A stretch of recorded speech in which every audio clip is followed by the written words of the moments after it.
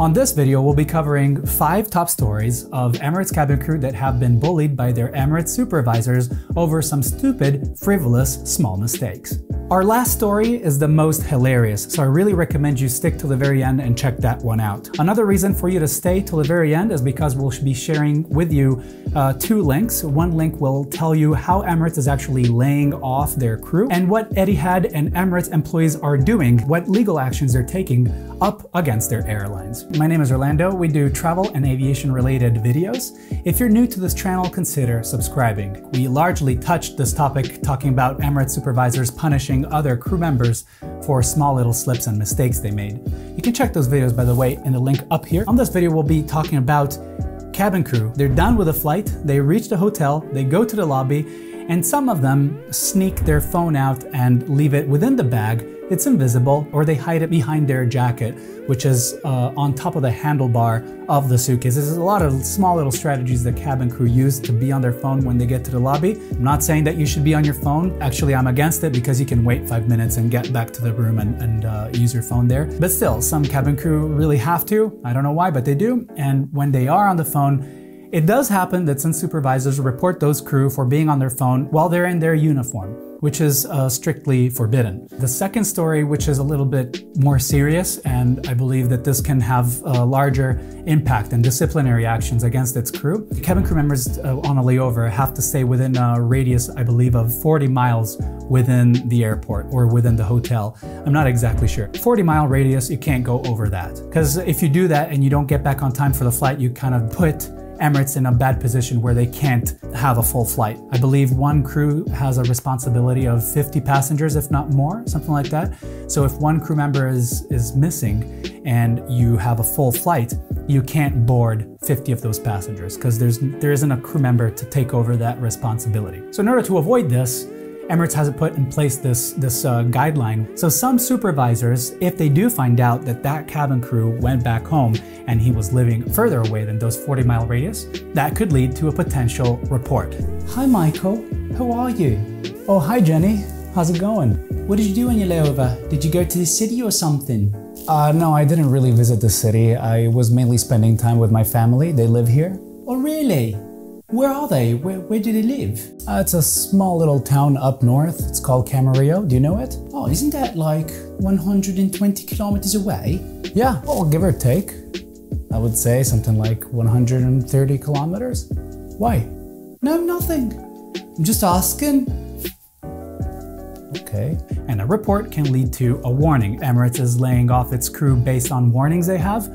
It can lead now to you being laid off. But come on, if you're a responsible person, there shouldn't be any problem. If you get back on time, you shouldn't report that person. You should just tell them, watch out for next time. Please don't let me know about it, but don't report, because a report is a warning, and warning is getting laid off. The third story, which is insane, but it does happen, is when cabin crew are in the cabin, but they're not smiling during boarding. So a passenger is passing by, eye contact, I smile to that passenger, and then as he passes by, I stop smiling. This is totally normal, but it's not normal for Emirates. You have to be smiling even though there's no one in front of you. You have to have this positive attitude, which is totally okay, but you have to be smiling.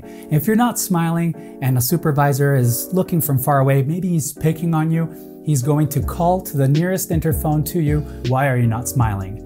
So that's another thing you gotta keep in mind. It's something that can happen, you can get a warning because of that. Another story is cabin supervisors reporting their crew for having wrinkled shirts, skirts, some small fault on their uniform.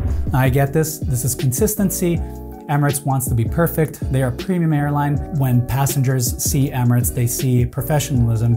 And so when there's a small little shortfall, they have to ensure that this feedback is given to its cabin crew. Totally get that. But reporting, it's not good. You can't report a crew for this reason. You can't allow this to go to the manager's hands and get a warning. I mean, this will just hurt that crew so much that they can even lose their job nowadays. I think that yes, feedback should be given. Punishment should be put in place if the cabin crew is not cooperating or not receiving the information in a good way, but you shouldn't report that crew if that crew is totally okay. Now, before we continue to the last point, which is one of the most ridiculous stories on this list, make sure to like the video and type in the comment section your stories on your flight and any cabin supervisor has reported you or any of your colleagues for some very, very stupid, dumb reason.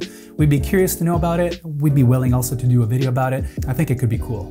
Point number 5, one of the most hilarious ones, is cabin supervisors reporting their cabin crew for being sunburnt from a layover. I think we have like 10 resorts we go to. I can mention, for example, Seychelles. We go to a resort there and it's right by the beach. We go to another resort in Mauritius. It's the Chandrani Resort. Very, very beautiful. What typically cabin crew do is they go on the beach side, they take sun and they enjoy the layover. They go for a swim. Sometimes you get burnt. It can happen. So sometimes if a cabin supervisor is picking on you, or if sometimes you get burnt so much that you start having those blisters on your face, then you might get reported. Usually you don't get reported for such a reason, but it did happen. Now, because we talked about the Chandrani Resort, we'll show you some clips from that place. We'll show you a little bit of water skiing that we did. We'll show you a little bit of canoeing. If you're not interested, just skip for 30 seconds.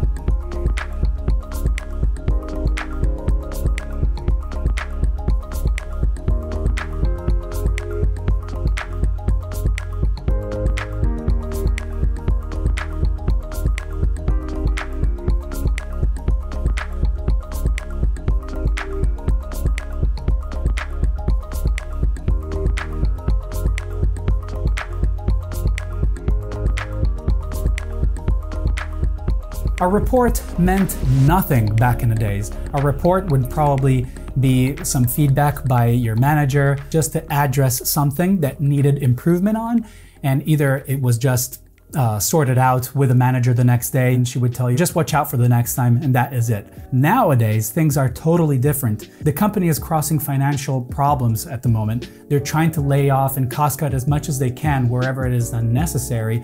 So having a warning on your profile is definitely something you don't want, because this can be the reason for you to get expelled from the company. So you were reported 6 months ago for serving a glass of water without a tray to a passenger.